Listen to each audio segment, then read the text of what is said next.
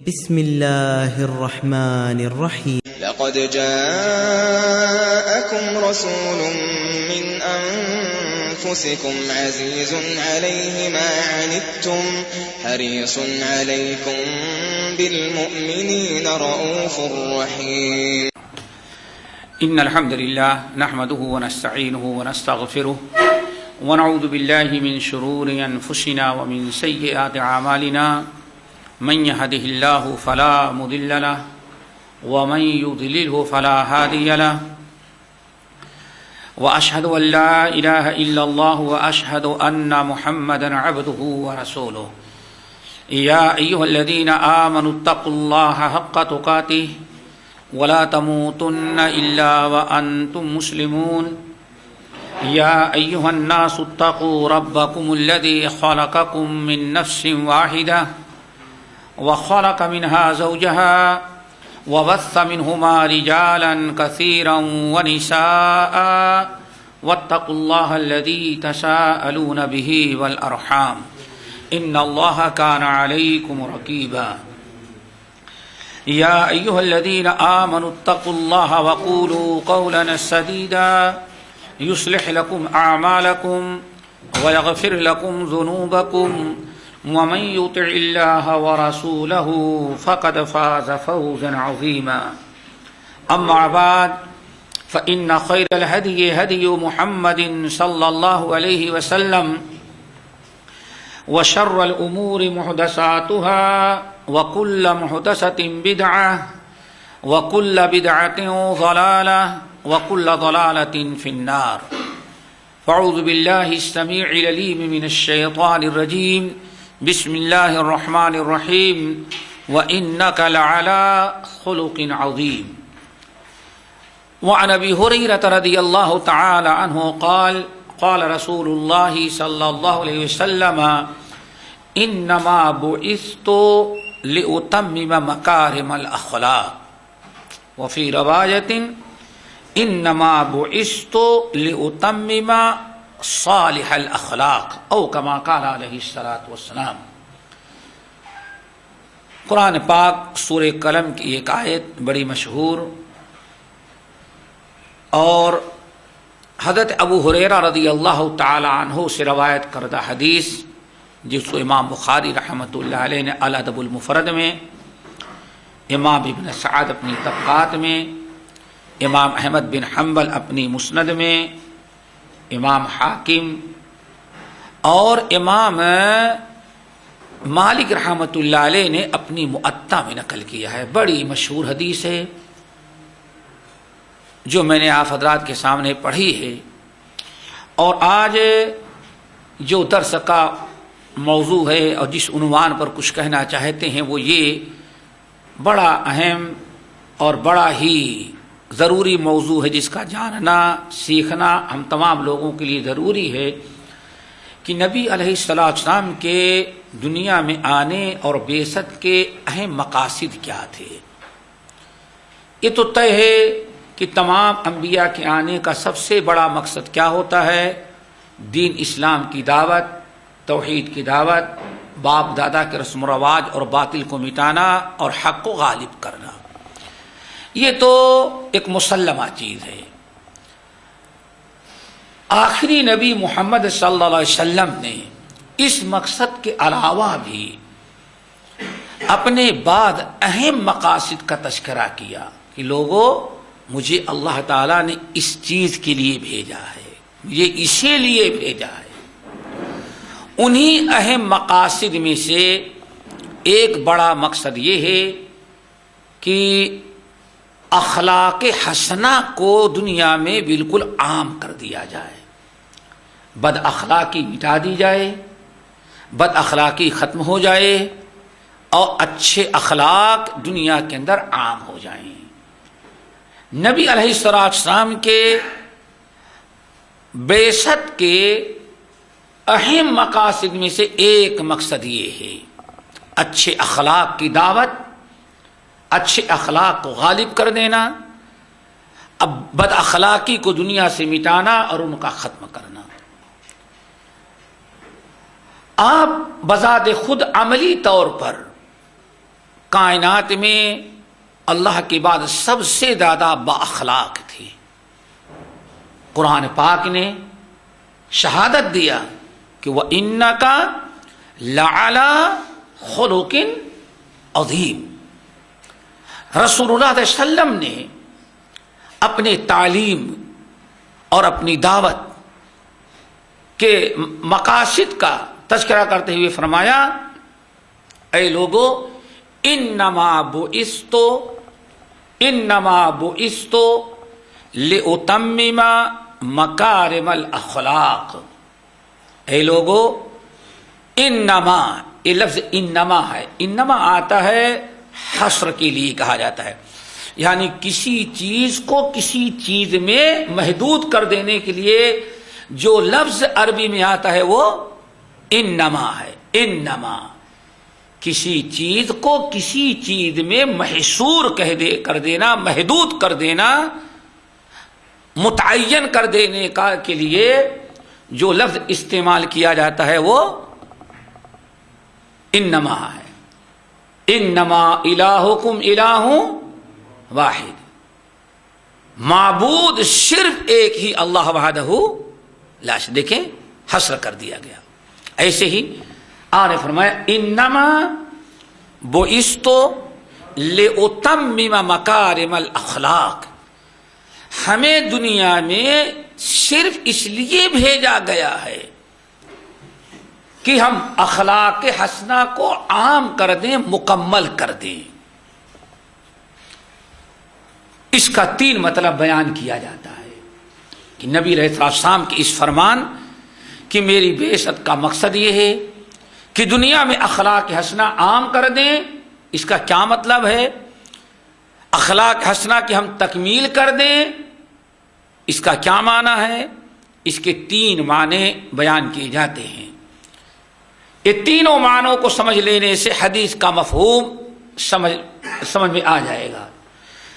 پہلا معنی تو یہ ہے، اور اس کو اچھی طرح سے یاد رکھنے کی کوشش کریں. نبی علیہ السلام کی ایک حدیث کو یاد کر لینا، سمجھ لینا، پھر جا کر کے کسی غیر کو سنا دینا، یہ ایسا بہترین عمل ہے کہ اللہ کے رسول نے اس کے لیے دنیا اور آخرت دونوں کی بھلائیوں کی دعا کی ہے. نظر اللہ امرأ سمع مقالتی فحفظها ووعاها ثم اداها كما سمعها.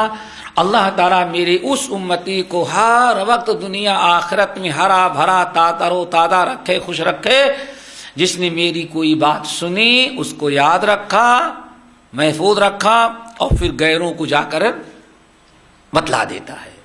تو اس حدیث کے اس فضیلت کے مستحق ہم بنیں. پہلا مطلب یہ ہے کہ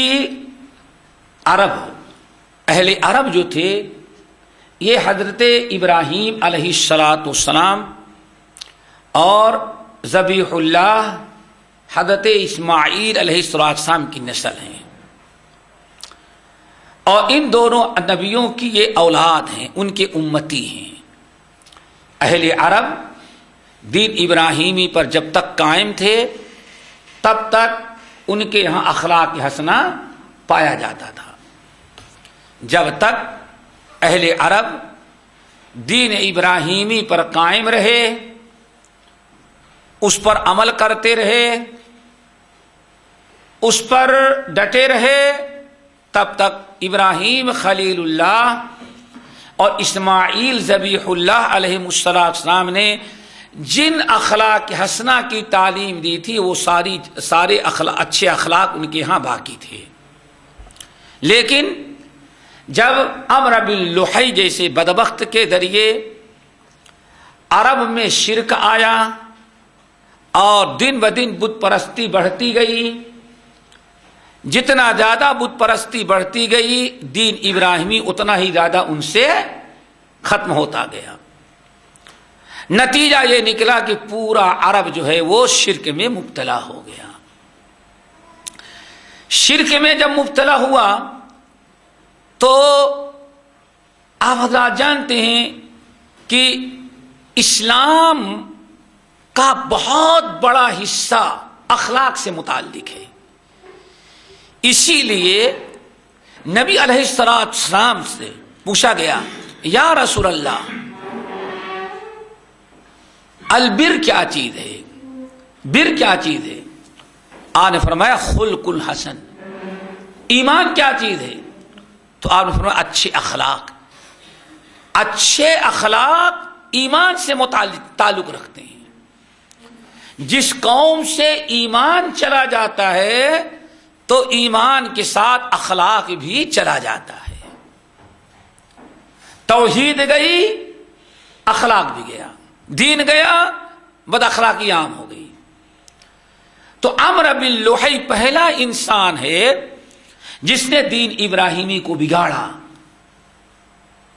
اس شام سے مورتیاں لے کر کے آیا اور مورتیوں کی دعوت دی، بت پرستی عام ہوئی، دین ابراہیمی ختم ہوا۔ جب دین ختم ہوتا گیا تو دین کے ساتھ اخلاق بھی چلا گیا۔ کیوں؟ اخلاق دین سے بالکل جڑا ہوا ہے۔ جب بت پرستی عام ہو گئی، شرک لوگوں میں پھیل گیا، ایمان ختم ہو گیا، تو دونوں نبیوں کے دی ہوئی اخلاقی تعلیمات بھی ختم ہو گئی۔ بہت ہی معمولی چیزیں تھیں جو اخلاق کی باقی رہ گئی ہوں، ورنہ اسلامی اخلاق اور انبیاء کی دعوت میں جو اخلاقی چیزیں تھیں وہ سب ختم ہو گئی۔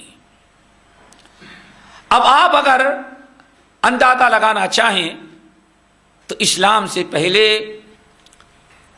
عرب کے اندر بد اخلاقیاں کیسی تھیں ان کا مطالعہ کریں گے یا ان کو ہم بیان کرنے لگے تو پورا 1-2 درس چاہیے اس کے لیے، کس قدر بد اخلاقیاں تھیں۔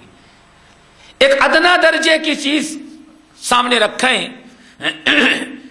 کہ عرب کے لوگ اپنی بچیوں کو بھی زندہ زمین میں دفنا دیا کرتے تھے۔ اس قوم کے اندر اخلاقی کس قدر گراوٹ ہے کہ جس قوم میں اپنی بچی کو ماں باپ زندہ زمین میں دفنا دے رہے، گاڑ لے رہے ہوں، کتنی بڑی بد اخلاقی۔ اور بے حیائی اور بد اخلاقی کا اندازہ لگانا ہو تو ان واقعات کو دیکھیں کہ شراب نوشی کے بعد وہ دنگے فساد اور وہ بد اخلاقیاں کہ انسان شراب کے نشے میں آ کر کے کوئی عیب نہ سمجھا گیا، حالانکہ اس نے اپنے محرمات ماں بیٹی بہنوں کے ساتھ بھی اپنا منہ کالا کر ڈالا۔ ایسی بد اخلاقی عام ہو گئی تھی۔ نبی علیہ الصلوۃ والسلام جب دنیا میں آئے، اللہ نے رحمت للعالمین کو جب رسول و پیغمبر بنا کر کے بھیجا تو وہ اخلاقی تعلیمات اور وہ اخلاقی چیزیں جو بے دینی کی بنا پر عربوں سے مٹ چکی تھیں، اللہ تعالیٰ نے دوبارہ پھر نبی کے ذریعے ان کو عام کر دیا۔ یہ مطلب کیا؟ انما بعثت لأتمم مکارم الاخلاق۔ اے عرب کے لوگوں اور اے دنیا کے لوگوں، تم میری دعوت کو کیوں ٹھکراتے ہو؟ میری دعوت کا کیوں انکار کرتے ہو؟ میری تعلیمات سے کیوں دور جا رہے ہو؟ میں کون سی نئی چیز لے کر کے آیا ہوں؟ انما بعثت لأتمم مکارم الاخلاق۔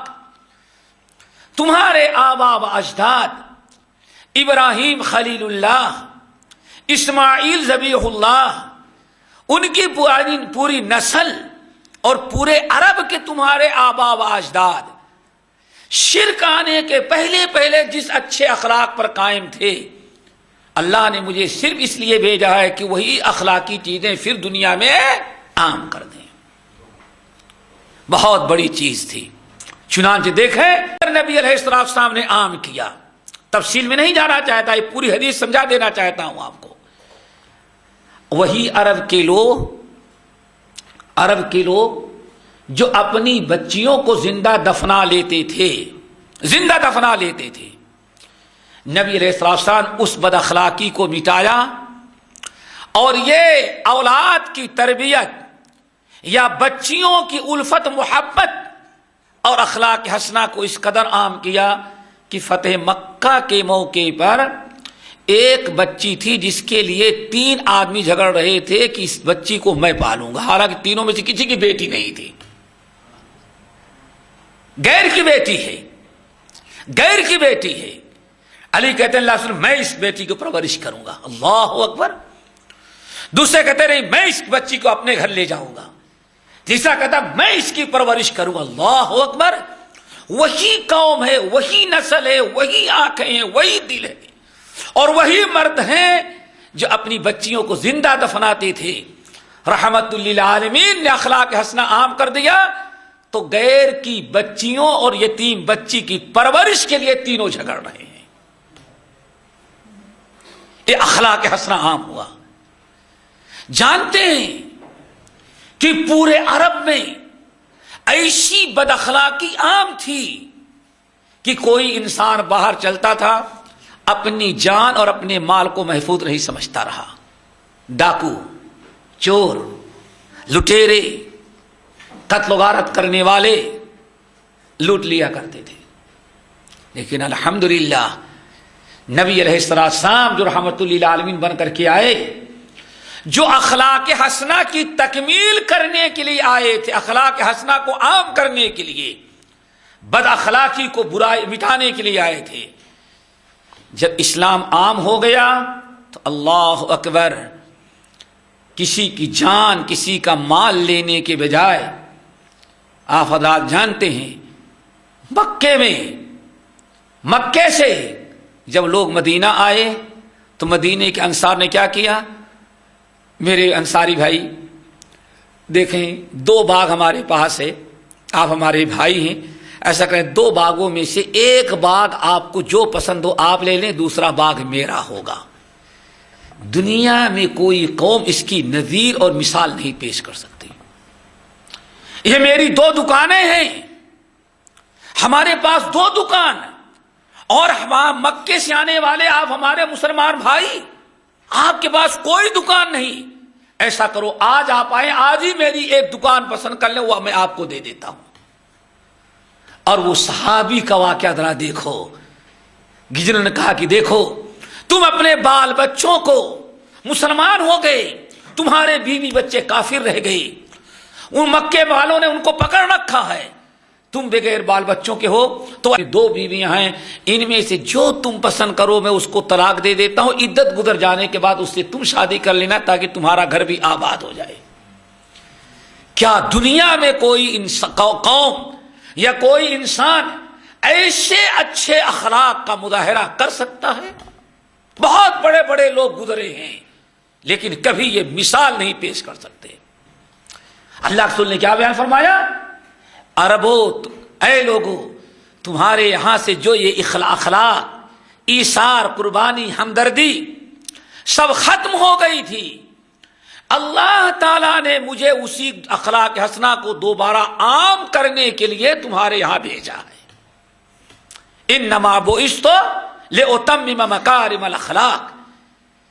جو عرب کی قوم غیروں کے لٹیرے تھے،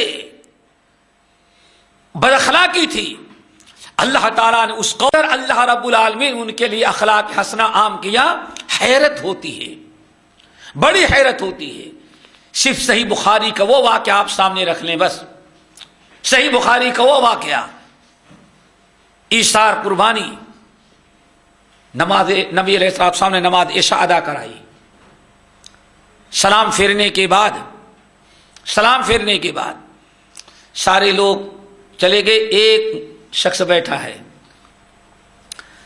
آپ نے پوچھا کہاں سے آئے بھائی؟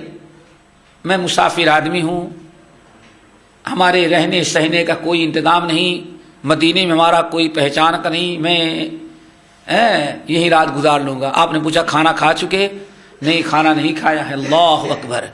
نبی علیہ السلام نے فوراً اپنے گھر بھیجا آدمی کو، جاؤ دیکھو گھر میں کچھ کھانا ہے۔ پتہ چلا کہ آپ کے گھر میں کوئی چیز کھانے کی نہیں ہے۔ آپ نے لوگوں سے پوچھا، بہت سارے لوگ تو عشاء پڑھ کے چلے گئے ہیں، معمولی سے مقدار میں رہ گئے تھے، کوئی لے جانے کے لیے کسی کے پاس کچھ نہیں۔ حضرت ابو طلحہ رضی اللہ تعالیٰ عنہ کہنے لگے یا رسول اللہ میں اس کو اپنے گھر لے جاؤں گا. لے گئے. اس سے بڑا اخلاق اور کیا ہوگا. نبی علیہ السلام سے کہا اللہ کے رسول میں اس کو اپنے پاس لے جاؤں گا. آپ نے فرمایا لے جاؤ. گھر لے گئے. اپنی بیوی سے کہتے ہیں کہ میں اللہ کے رسول کا مہمان لے کر کے آیا ہوں, گھر میں کچھ ہے؟ تو اللہ اکبر, مردوں کی طرح عورتوں میں بھی کتنے اخلاق عام ہو گئے. انہوں نے نہیں کہا کہ پہلے پوچھ لیتے تب لے کر کے آتے, نہیں یہ بھی نہیں گوارا, لے کے آگے کوئی بات نہیں. کہا کچھ ہے؟ کہا ایسا کرتے زیادہ تو نہیں ہے, بس بچوں کا ہے کھانا, کیا کریں گے؟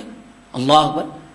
ہم دونوں بچوں کو تھپکی دے کے سلا دیتے ہیں, ہم دونوں بھوکے پیٹ پر پتھر باندھ کے سو جائیں گے اور اس مسافر کو کھانا کھلا کر کے آسودہ کر کے سلا دیں گے. دیکھا آپ نے, آخرکار ہوا یہی. چلو کیا کریں, بچوں کا کھانا تھا بس, خود میاں بیوی کے لیے نہیں تھا. تھپکیاں دے کر کے بچوں کو سلا دیے. کون ماں ہے جو اپنے بھوکے بچوں کو بھوکا سلائے؟ لیکن ایثار ہے, اخلاق ہے. نبی کے تربیت یافتہ لوگ ہیں, جس نبی کو اللہ تعالیٰ نے اخلاق حسنہ ہی عام کرنے کے لیے دنیا میں بھیجا تھا. مشورہ یہ ہوا کہ بچوں کو تھپکیاں دے کر کے بھوکا سلا دو اور دسترخوان پر کھانا لا کے رکھ دینا, اور چراغ درست کرنے کے لیے تم آنا اور چراغ کو بجھا دینا. ابو طلحہ اپنی بیوی کو کہہ رہے ہیں چراغ جب بجھ جائے گا تو مہمان کھانا کھائے گا اور میں ویسے ہی اپنا منہ حرکت کرتا رہوں گا تاکہ مہمان کو احساس نہ ہو کہ میں کھانا نہیں کھا رہا ہوں. اس طرح سے اللہ کے رسول کا مہمان آسودہ ہو جائے گا, بچے سو جائیں گے, ہم دونوں بھوکے پیٹ پر پتھر باندھ کر کے لیٹ کے سو جائیں گے. صبح اللہ مالک, اللہ اکبر. اور یہی کیا. بچے سو گئے, کھانا رکھ دیا گیا, مہمان کھانا کھانے لگا. کھانے کی باری آئی, ابو طلحہ صحابی آگے ساتھ بیٹھے ہوئے تھے اور بالکل اسی ایکشن میں کہ ہاں ہم شروع کر رہے ہیں, اور اتنے میں صحابیاں ان کی بیویاں آئیں, وہ چراغ درست کرنے کے بجائے کے بہانے چراغ کو بجھا دیا.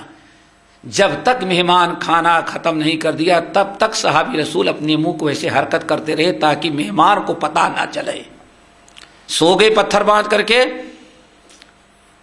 صبح نبی علیہ السلام جیسے سلام پھیرے فجر کی, ہاں ابو طلحہ تم نے تمہاری بیوی نے مہمان کے ساتھ کیا کیا؟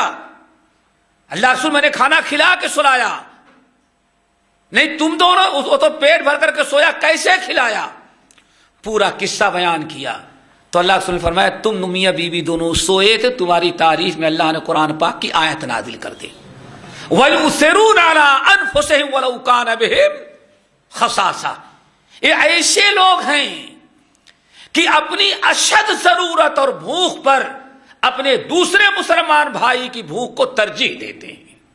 قیامت تک میاں بیوی کی تعریف ہو رہی ہے. یہ ہے میرے بھائی اخلاق حسنہ. تو پہلا مطلب ہو گیا کہ جو عرب کے سے بے دینی اور شرک کی وجہ سے بد اخلاقیاں عام ہو گئی تھیں, اور دین اور ایمان جب گیا تو اچھے اخلاق بھی ان کے ختم ہو گئے تھے. گنے چنے چند باتیں اچھے اخلاق کے رہ گئے تھے.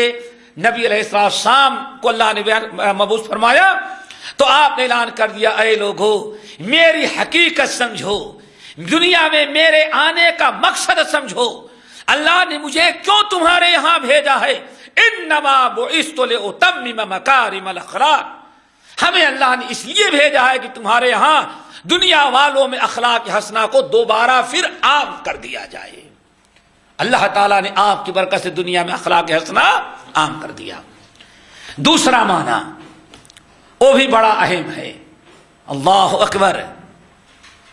دوسرا مطلب کیا ہے کہ مجھے اللہ نے اس لیے بھیجا ہے کہ دنیا میں اخلاق حسنہ کو عام کر دیں. دوسرا معنی کیا ہے؟ دوسرا معنی یہ ہے, وہ بھی اچھی طرح سے سمجھیں, کہ نبی علیہ الصلوۃ والسلام سے پہلے جتنے انبیاء علیہ السلام دنیا میں مبعوث ہوئے تھے, کسی کے ہاں اخلاق حسنہ اس قدر تمام زندگی کے گوشے اور تمام زندگی کے جو حالات ہوتے ہیں، تمام احوال میں اخلاق حسنہ عام نہیں تھا، بلکہ تمام انبیاء کو بعد اخلاق حسنہ کی تعلیم دے کر کے بھیجا گیا تھا، اور بہت سارے انبیاء کو اخلاق کے ساتھ ساتھ دوسری چیزیں مزید دے دی گئی تھیں. یعنی کسی نبی کو ساری اخلاقیات کی تعلیم دے کر کے نہیں بھیجا گیا تھا. مثال کے طور پر بہت اخلاق، ہزاروں چیزیں اخلاق میں آتی ہیں، لیکن تمام انبیاء جب آئے تھے تو اخلاق کا کچھ حصہ حضرت ابراہیم کی شریعت میں، کچھ حصہ حضرت موسیٰ کی شریعت میں، کچھ حضرت عیسیٰ کی شریعت میں. مثال کے طور پر دیکھیں، حضرت عیسیٰ علیہ السلام کے ہاں اخلاق کہا جاتا ہے نبی علیہ السلام سے پہلے تمام انبیاء میں سب سے زیادہ جس نبی کی شریعت میں اور دعوت میں اخلاق پر زیادہ زور دیا گیا تھا وہ حضرت عیسیٰ علیہ السلام ہیں. ان کے ہاں اخلاق میں کیا تھا؟ اللہ اکبر، کہ اگر کوئی تمہیں اوپر ایک چپت مار دے تو کہنا بھائی ایسا کرو اس پر بھی مار لو تاکہ تمہارا دل ٹھنڈا ہو جائے. یعنی صبر کرنے کا بہت ہی زیادہ کیا تھا؟ صبر کرنے کا. اور ہمارے نبی جب آئے اللہ اکبر تو حضرت آدم سے لے کر کے حضرت عیسیٰ تک وہ تھوڑے تھوڑے اخلاق حسنہ جو تمام شریعتوں میں تھے، اللہ تعالیٰ نے ہمارے نبی کو سارے انبیاء کے اخلاق حسنہ لائے ہوئے سارے اخلاق کو ایک ہی ساتھ دے کے بھیج دیا. تو اللہ رسول نے کیا بیان فرمایا؟ ہر نبی کے ہاں جو اخلاق میں کچھ کمی، تعلیمات میں کمی تھی، اللہ نے ہمیں اس لیے بھیجا کہ پورے سارے اخلاق کو دنیا والوں کے سامنے ہم آ کر کے پیش کر دیں. اور نبی علیہ السلام نے آ کر کے پیش کیا اور اپنی امت کو پورے اخلاق حسنہ سے آراستہ اور پیراستہ کر دیا. ایک چھوٹی سی مثال دیں، نبی علیہ السلام جو شریعت لے کر کے آئے اس میں صرف صبر کرنا نہیں ہے، صبر کرنا تو ہی ہے جو اخلاق حسنہ کا بہت بڑا رکن ہے. وَالْقَاظِمِينَ الْغَيْظَ وَالْعَافِينَ عَنِ النَّاسِ وَاللَّهُ يُحِبُّ الْمُحْسِنِينَ. صبر بھی کرو، اللہ اکبر، کیا کرو؟ صبر بھی کرو، معاف بھی کرو، اور سامنے والے کے ساتھ احسان بھی کرو. اللہ اکبر، کتنا عموم ہے. عیسیٰ علیہ السلام کے ہاں صرف کیا تھا؟ صبر کر لو. اور ہمارے ہاں کیا ہے؟ اے نبی، الحکم کیا ہے؟ صبر کرو، غصے کو پی ڈالو، معاف کر دو. کیوں؟ آپ کے ساتھ بھائی نے ظلم کیا، صبر تو کر لیا لیکن قیامت کے لیے انتظار کر رہے ہیں، چلو وہاں پکڑیں گے. تو میرے بھائی مکمل اخلاق تو نہیں ہوا. آئی بات سمجھ میں نا؟ پھر قرآن کیا کہا؟ صبر کرو، غصے کو پی ڈالو، اور سامنے والے کو معاف کر دو، یہاں بھی اور آخرت میں بھی. پھر واللہ یحب المحسنین، ایسا بھی نہیں کہ ہاں دل میں رکھ کر کے بیٹھو اس نے معاف تو کر دیا لیکن دل بڑا دکھایا ہے. نہیں، اللہ فرماتے آئندہ اس کے ساتھ تم بذات خود احسان بھی کرو. اور اگر نہ سمجھ میں آیا ہو تو ایک مثال دیتے ہیں. نبی علیہ السلام کے نواسے حضرت حسن رضی اللہ تعالیٰ عنہ ایک مرتبہ وضو کر رہے تھے. ان کا نوکر، ان کا غلام وضو کرا رہا تھا.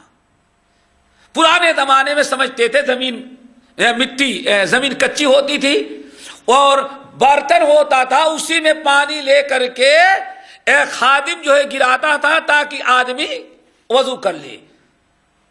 وہ اوپر سے پانی ڈال رہا ہے کھڑا ہو کر کے. حضرت امام حسین رضی اللہ تعالیٰ عنہ نواسے رسول وضو کر رہے ہیں. وہ بیچارے کے ہاتھ سے لوٹا چھوٹ گیا. لوٹا بھی مٹی کا ہوتا تھا، لوٹا بھی ٹوٹا، اور مٹی جب پانی پڑا تو مٹی کے ساتھ پانی کے ساتھ کیچڑ اچھل کر کے ان کا کپڑا بھی خراب ہوا، بدن پر بھی مٹی آ گئی۔ تجربہ ہوگا جو لوگ دیہات میں رہتے ہیں، پانی اگر کچی مٹی میں پانی گرا تو وہ صرف پانی نہیں بلکہ مٹی اور گندگی ساتھ لے کر۔ اللہ اکبر، غلام سے اتنی بڑی غلطی۔ حضرت حسن کا کپڑا خراب، لوٹا ٹوٹا، کپڑا خراب، اور پھر بدن پر کیچڑ، بڑے غصے میں آئے۔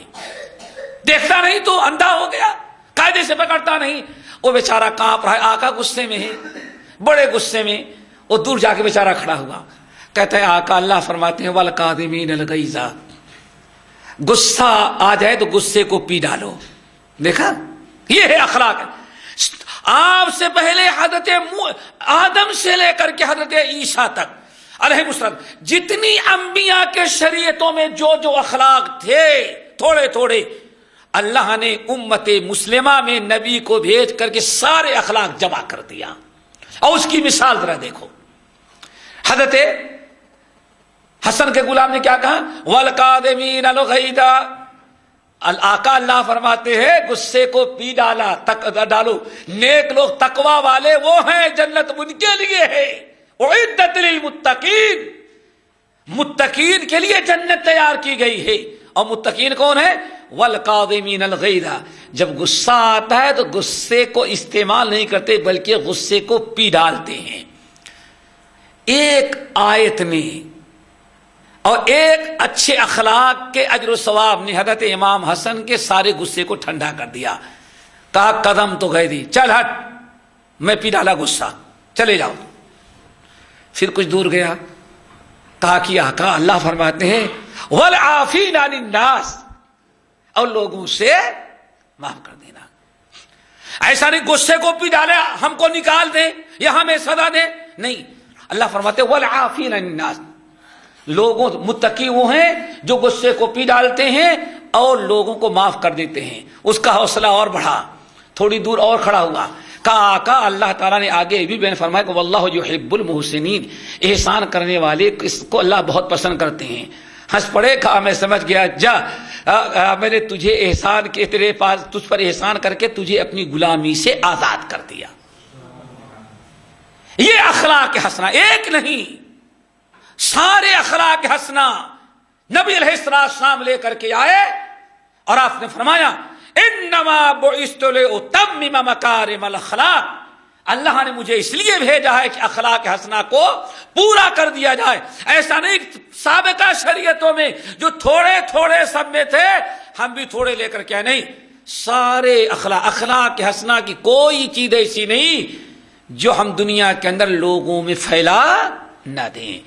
یہی وہ مطلب ہے سورۃ قرآن پاک کی اس آیت کا جس میں اللہ نے فرمایا تمام انبیاء کا تذکرہ، تمام انبیاء کا، سورۃ الانعام کے اندر تمام انبیاء کا تذکرہ کرنے کے بعد فرمایا اولئک الذین ھداھم اللہ فبھداہ مقتدی، اے ہمارے نبی یہ انبیاء ہیں، ان میں ایک نبی نہیں، جتنے انبیاء علیہ السلام آپ سے پہلے گزرے ہیں، فبھداہ مقتدی، ان کے تمام اچھی چیزوں کی آپ پیروی اور اقتداء کریں۔ کیا مطلب ہوگا؟ جتنے اخلاق حسنہ ان کے ہاں جتنی اچھائیاں تھیں وہ ساری آپ کو اپنانی ہے اور امت کو پہنچانا ہے۔ یہ دوسرا معنی ہوا۔ تیسرا معنی میرے بھائیوں یہ ہے اللہ اکبر کہ جتنی شریعتیں اسلام سے پہلے آئی تھیں ان میں اخلاق حسنہ تو تھے، الحمدللہ ہر نبی کے ہاں اخلاق تھے، لیکن اخلاق حسنہ کا وہ درجے کمال اور وہ اعلیٰ مقام و مرتبہ کسی شریعت میں حاصل نہیں تھا جو ہمارے نبی کی لائی ہوئی شریعت میں اخلاق کو درجے کمال۔ اسی لیے دنیا میں کسی نبی نے اپنی بعثت کا اور اپنے دنیا میں آنے کا مقصد یہ نہیں بیان کیا کہ اللہ تعالیٰ نے ہمیں اخلاق حسنہ عام کرنے کے لیے بھیجا ہے، صرف آخری نبی محمد صلی اللہ علیہ وسلم ہیں جنہوں نے فرمایا انما بعثت لاتمم مکارم الاخلاق۔ اور بات اہل علم کہتے ہیں یہی معنی اس حدیث کا ہے، اس معنی کی تائید میں وہ حدیث ہے جو بڑی مشہور کہ اس میں نبی علیہ السلام فرماتے ہیں اللہ اکبر، ہماری مثال اور تمام انبیاء کی مثال کیسی ہے؟ ایک شخص نے ایک محل بنایا بہت بڑا، اور محل بنایا تو ایک جگہ دیوار میں ایک اینٹ کی جگہ باقی رہ گئی تھی۔ محل تیار کرنے کے بعد بہت سارے آج کی اصطلاح میں بڑے بڑے انجینئر، کیا کہتے ہیں؟ انجینئر کہتے ہیں نا، بلڈنگ، سول انجینئر، جتنے سول انجینئر مل سکتے تھے سب کو بلایا، کہا دیکھو میں نے محل تیار کرا رہا ہے، آپ کے فن کے اعتبار سے اس کے اندر کوئی نقص تو رہ گیا ہے۔ پورے محل کو دیکھنے کے بعد جتنے سول انجینئر تھے سبوں نے بہت پسند کیا، لیکن جب وہاں پہنچے جہاں ایک اینٹ رہ گئی تھی، ایک اینٹ کی جگہ خالی، تو سارے انجینئروں نے کہا بس ساری چیزیں مکمل ہیں، بس ایک چیز ناقص رہ گئی ہے۔ اللہ اکبر! ایسے ہی جیسے محل تو تیار ہو گیا لیکن ایک اینٹ کی جگہ باقی۔ آپ نے فرمایا یہی مثال ہے ہماری اور انبیاء کی۔ آدم علیہ السلام سے لے کر کے حضرت عیسیٰ علیہ السلام تک جو نبوت کا سلسلہ آ رہا تھا، چل رہا تھا، عیسیٰ پر وہ سلسلہ ختم ہو گیا، لیکن ایک اینٹ کی جگہ اس سلسلے میں باقی تھی۔ وہ جو ایک اینٹ باقی تھی اسی کو اللہ نے میرے لیے رکھا تھا، وہاں مجھے بیٹھا دیا، وہی اینٹ کا مقام میں رکھتا ہوں۔ اللہ اکبر! تو اس حدیث سے اس تیسرے معنی کی تائید ہوتی ہے جس میں ہے کہ نبی علیہ السلام کی لائی ہوئی شریعت میں اخلاق حسنہ کا جو مقام و مرتبہ ہے اور جو اعلیٰ درجہ حاصل ہے، کسی اور نبی کے ہاں اخلاق کا یہ مقام و مرتبہ حاصل نہیں تھا۔ اللہ اکبر! ایک چھوٹی سی بات سنو بھائی، اس شریعت میں اخلاق کا مقام و مرتبہ آپ نے ارشاد فرمایا، اللہ اکبر! بہت ساری روایتیں ہیں لیکن ایک روایت بس کافی ہے۔ آپ نے ارشاد فرمایا ان الرجل لیدرک درجۃ الصوام والقوام بعادات اللہ بحسن خلقہ او کما قال علیہ السلام۔ میرا ایک امتی رات بھر سوتا ہے لیکن میرا ایک امتی رات بھر تہجد کی نماز پڑھنے والے اور دن بھر روزہ رکھنے والوں کا مقام حاصل کر لیتا ہے اور سوتا رہتا ہے رات میں۔ وہ کیسے؟ آر فرمایا خود تو سوتا رہتا ہے لیکن رات بھر تہجد کی نماز پڑھنے والے اور دن بھر روزہ رکھنے والوں کا مقام اپنے اچھے اخلاق کی برکت سے حاصل کر لیتا ہے۔ یہ ہے اسلام میں اخلاق حسنہ کا مقام و مرتبہ۔ اللہ اکبر! عرب کے لوگوں نے اس کی تصدیق کی، اسی لیے اللہ اکبر! عرب کا ایک بڑا مشہور حکیم ارے چلو دوا دینے والا حکیم کہتے تھے جو بڑی حکمت اور دانائی اور عقل مندی کی بات کریں، اپنے قبیلے اور قوم کا، عرب کا مشہور عقل مند تجربے کار حکیم اقسم بن سیفی، کیا نام تھا؟ اقسم بن سیفی، اور یہ بڑا نرالا آدمی ہے، بڑے نرالے آدمی ہیں، لیکن صحابی نہیں بن سکے، جیسے کہ ابھی ہم کی حدیث میں بتاتے ہیں آپ کو۔ اللہ اکبر! اور اہل علم نقل کرتے ہیں کہ بڑی خوبیاں اس شخص کے اندر جو پائی جاتی تھی ان میں ایک خوبی یہ بھی ہے کہ یہ بڑے عمر دراز تھے۔ ایک روایت کے مطابق 330 سال ان کی زندگی تھی۔ کتنی؟ 330 سال کی زندگی انہیں ملی تھی، زندہ تھی۔ اللہ اکبر! ماشاء اللہ 330۔ اللہ! جب انہوں نے سنا نبی علیہ السلام کے متعلق، ان کو معلوم ہوا کہ کوئی ایسا شخص پیدا ہوا ہے جس کے اندر جو کہتا ہے ہم نبی ہیں اور بہت سارے لوگ ان کے دشمن بنتے جا رہے ہیں اور کچھ لوگ ان پر ایمان لا رہے ہیں. تو یہ بڑے تجربے کار تھے اور بڑے حکیم تھے, بڑے عقل مند اور اپنے قوم اور قبیلے کے سردار تھے. ان کو جب اطلاع ملی تو انہوں نے اپنے قوم کو اعلان کیا, بھائی میں نے سنا ہے کہ مکے میں ایسے ایسے ایک شخص پیدا ہوئے ہیں, میرا دل چاہ رہا ہے کہ میں جا کر کے ان سے ملاقات کروں, مکے میں جا کر کے ان سے ملوں, ان سے تبادلے خیال کروں, ان کی حقیقت معلوم کروں. لیکن قوم کے بڑے ہی دلارے ہر دل عزیز یہ سردار تھے. قوم کے لوگوں نے کہا کہ نہیں, ہم لوگ آپ کے بارے میں ڈرتے ہیں, راستہ اتنا امن و امان کا نہیں, اتنا لمبا سفر طے کر کے آپ وہاں جائیں, یہ عقل کے خلاف یہ مناسب نہیں ہے, اس لیے کوئی اور راستہ اختیار کریں. تو انہوں نے اپنے 2 عقل مند بہترین نوجوان قابل اعتبار 2 آدمیوں کو نبی علیہ السلام کے پاس بھیجا اور کہا جاؤ ان سے صرف 3 سوال کرنا. اللہ اکبر, کتنے سوال؟ 3 سوال کرنا اور خوب غور سے جائزہ لو. ایک تو تینوں سوال کرنے کے بعد جواب سننا کہ جواب کیا دے رہے ہیں, اور جواب بھی یاد رکھنا, اور مزید اپنی آنکھوں سے ان کے کردار, چال چلن, ان کے احوال کا معائنہ کرنا اور ذرا اچھی طرح سے جائزہ لے لینا. کہا جاؤ, 2 شخص کو بھیجا, کہا جا کر کے 3 سوال کرنا. نمبر 1 من انت, من انت. نمبر 2 وما انت. نمبر 3 بما جئت. 3 ہو گئے نا, من انت, وما انت, و بما جئت. ان کے دونوں قاصد آئے, مکہ پہنچ گئے, لوگوں سے پوچھا, اور جب انہوں نے بتایا کہ میں اقسم بن قاسم کا قاصد ہوں, اب عرب کے مکے والے لوگ کچھ کر نہیں سکتے تھے, روکنا تو چاہا لیکن انہوں نے کہا نہیں, ہمیں اقسم بن سیفی نے ان سے ملنے کے لیے بھیجا ہے, ہمیں ان سے ملنا ہے. لوگوں نے بتا دیا. نبی علیہ السلام کے پاس آئے دونوں قاصد اور کہا کہ نحنو انا رسولو اقسم بن سیفی. حضرت میں اقسم بن سیفی کے ہم دونوں قاصد ہیں.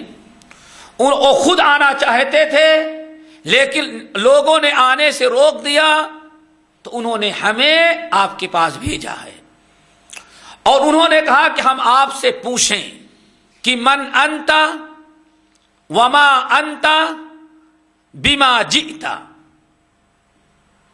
تینوں سوال ان دونوں نے کر لیا. چونکہ اقسم بن سیفی نے کہا تھا 3 سوالوں کا جواب غور سے سننا اور یاد رکھنا اور ہمیں آ کر کے بتانا. لکھنے پڑھنے کا کوئی رواج اس زمانے میں نہیں تھا, نہ تو موبائل اور کیا کہتے ہیں وہ کیمرہ اور ٹیپ ریکارڈ یہ تھا, بس زبانی معاملہ تھا. سنے, اللہ اکبر, اخلاق ذرا دیکھیں. سب سے پہلا سوال کیا تھا؟ من انت, آپ کون ہیں, آپ کون ہیں. اللہ اکبر. نبی علیہ السلام نے اپنے دادا کا نام بتایا, نہ بہت بڑھا چڑھا کر کے, بس اتنا کہا. 3 سوالوں کا جواب سنتے جائیں. اما من انت, تم لوگوں کا یہ سوال کہ آپ کون ہیں, تو سنو. فانا محمد ابن عبداللہ, میں محمد ہوں اور عبداللہ کے بیٹے ہوں. اللہ اکبر. نہ اس سے زیادہ کوئی اپنا خاندان بتایا, نہ قبیلہ بتایا, نہایت سادگی کے ساتھ, تواضع کے ساتھ, ایک جملے میں. تم پوچھتے ہو من انتا, آپ کون ہیں, تو بھائی میرے بارے میں کیا پوچھتے ہو؟ انا محمد ابن عبداللہ, نہایت سادگی کے ساتھ, میں محمد ابن عبداللہ ہوں, میرا نام محمد ہے اور میرے باپ کا نام عبداللہ. بس. اللہ. وہ دونوں سوچتے ہیں تو بڑا معمولی آدمی, اتنا مختصر. عربوں میں اپنے خاندان اور قبیلے ہی کے نام پر تو فخر کیا جاتا تھا, یہ تو سنتے تھے اتنا بڑا آدمی لیکن اتنا سادہ. ہم لوگ پوچھتے ہیں من انت, تم کون ہو, تو کہتا ہے بس انا محمد بن عبداللہ, میرا نام محمد ہے, میرے والد کا نام عبداللہ ہے. دادا کا بھی نام نہیں بتایا. کیوں؟ دادا کا نام بتانے کے بعد سارے لوگ سمجھ جاتے. بس اور تمہارا دوسرا سوال کہ ما انت، آپ کیا ہیں؟ اللہ اکبر، آپ کیا ہیں؟ تو فانا عبد اللہ و رسولہ، میں اللہ کا بندہ اور اللہ کا رسول ہوں۔ اللہ اکبر، بس اس سے زیادہ کچھ نہیں کہا۔ بڑی حیرت ہوئی، اتنا مختصر تعارف، عرب کا نامور آدمی اور تعارف ایک ایک جملے میں۔ ہم نے پوچھا تم کون ہو؟ تو کہا محمد بن عبداللہ ہیں۔ جب پوچھا آپ کیا ہیں؟ تو کہا عبداللہ و رسولہ۔ کہا اچھا، اور تمہارا تیسرا سوال بما جئتا، آپ قوم کے لیے کیا لے کر کے آئے ہیں اور قوم کو کیا پیش بتا رہے ہیں؟ اللہ اکبر۔ تو آپ نے جواب دیا۔ رہا تمہارا تیسرا سوال کہ میں کیا لے کر کے آیا ہوں، تو میں کیا لے کر کے آیا ہوں؟ جو کتاب لے کر کے آیا ہوں اس کی ایک آیت ہے، ان اللہ یأمر بالعدل والاحسان وایتاء ذی القربى وینہی عن الفحشاء والمنکر والبغی یعظکم لعلکم تذکرون۔ سورۃ النحل 14ویں پارے کے مشہور آیت تلاوت کی، بس اس سے زیادہ کوئی بات ہی نہیں کیا۔ جب پہلا جواب دیا کہ میں محمد بن عبداللہ ہوں، خاموش۔ دوسرا جواب دیا انا عبداللہ و رسولہ، خاموش۔ لیکن جب آپ نے تیسرے سوال کا جواب دیا کہ بما جئتا، آپ اللہ کے رسول ہیں تو لوگوں کے پاس کیا لے کر کے آئے ہیں؟ تو آپ نے سورۃ النحل کی آیت تلاوت کی، ان اللہ یأمر بالعدل والاحسان وایتاء ذی القربى وینہی عن الفحشاء والمنکر والبغی یعظکم لعلکم تذکرون۔ بڑی اہم آیت ہے، کہا جاتا ہے قرآن پاک کی سب سے عظیم ترین آیت ہی ہے۔ وہ کیا مطلب ہے؟ اس میں 3 عظیم ترین چیزوں کے کرنے کا حکم دیا اور 3 بڑی برائیوں سے روکا ہے۔ ان اللہ یأمر بالعدل، اللہ تعالیٰ تم کو عدل و انصاف کا حکم دیتے ہیں، اور پورا عرب جو ہے ناانصافی سے بھرا تھا۔ ان اللہ یأمر بالعدل، اللہ تعالیٰ تمہیں عدل و انصاف کا حکم دیتا ہے۔ وایتاء والاحسان، اور اللہ تعالیٰ تم کو حکم دیتا ہے کہ اللہ کے مخلوق کے ساتھ احسان کرو۔ اللہ اکبر۔ وایتاء ذی القربى، اور اللہ تیسری چیز کا حکم دیتا ہے کہ تم اپنے قرابت داروں رشتہ داروں کو دیا کرو، صلہ رحمی۔ یہ 3 چیزیں کرنے کی ہیں۔ وینہی عن الفحشاء والمنکر والبغی، اور اللہ تعالیٰ تم کو فحشا بے حیائیوں سے روکتے ہیں، منکرات برائیوں سے روکتے ہیں، اور کس سے روکتے ہیں؟ والبغی، دوسروں پر ظلم و زیادتی سے روکتے ہیں۔ 3 چیزیں کرنے کی اور 3 چیزیں نہ کرنے کی۔ یعظکم لعلکم تذکرون، اللہ تمہیں یہ نصیحت کرتا ہے کاش کہ تم سمجھو اور عبرت و نصیحت حاصل کرو۔ جب یہ تیسرے سوال کا جواب سنا تو دونوں حیرت میں، اردو علیہ، اچھا محمد ایک مرتبہ اور ذرا پڑھ کے سناؤ۔ اللہ اکبر۔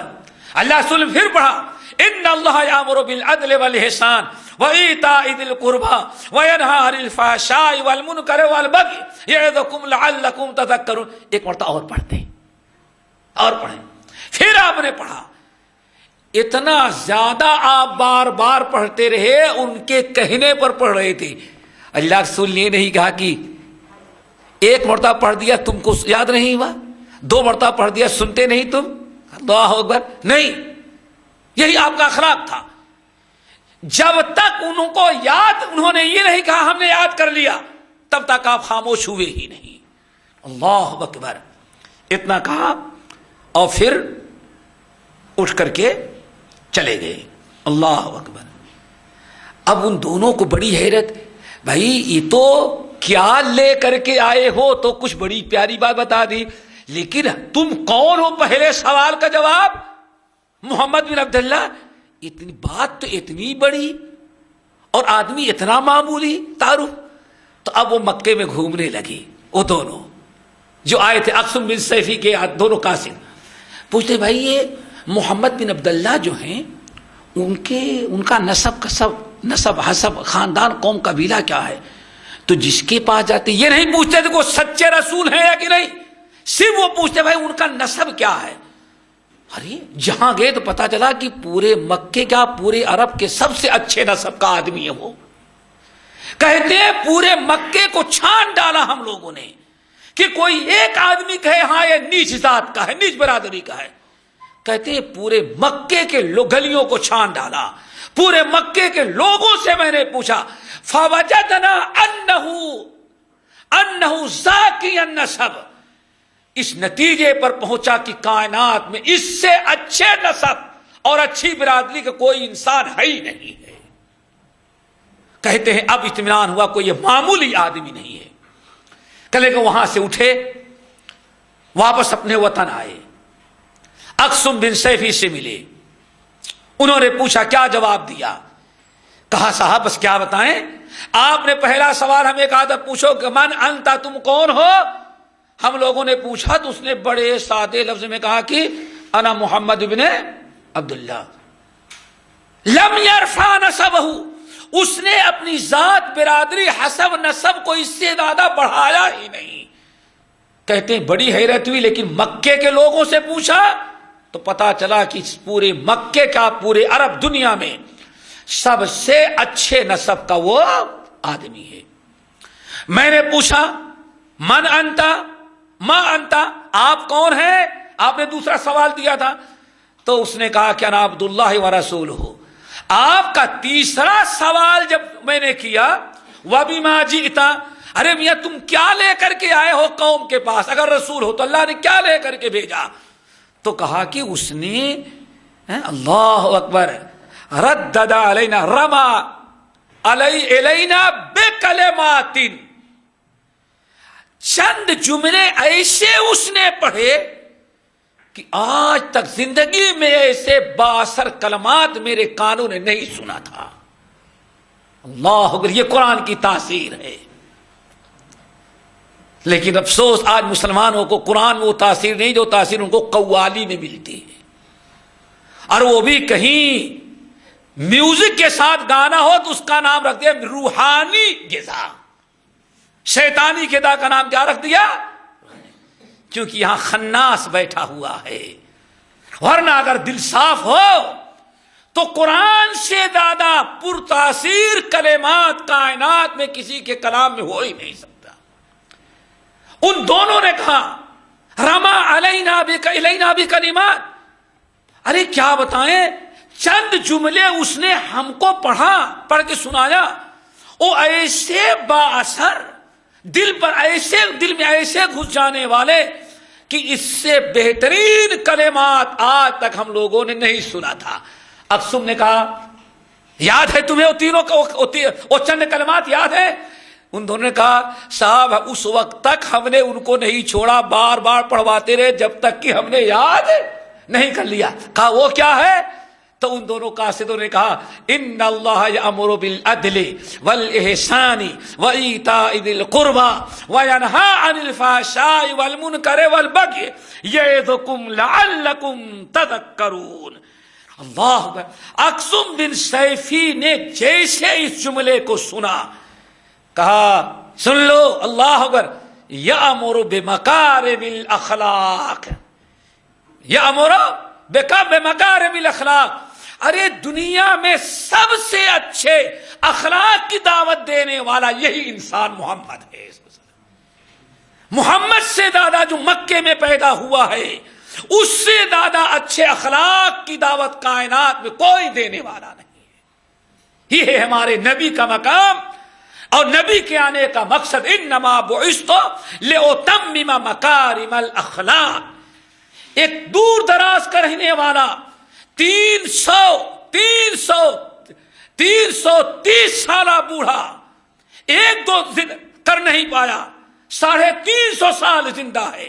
عرب کے شاعر، عرب کے کاہن، عرب کے حکماں، دنیا کے پتہ نہیں کتنے کتنے لوگوں کو دیکھا، لیکن قرآن پاک کی آیت جیسے سنا بول پڑا کہ اچھے اخلاق کی دعوت محمد سے زیادہ کسی اور کے کلام میں نہیں ہے.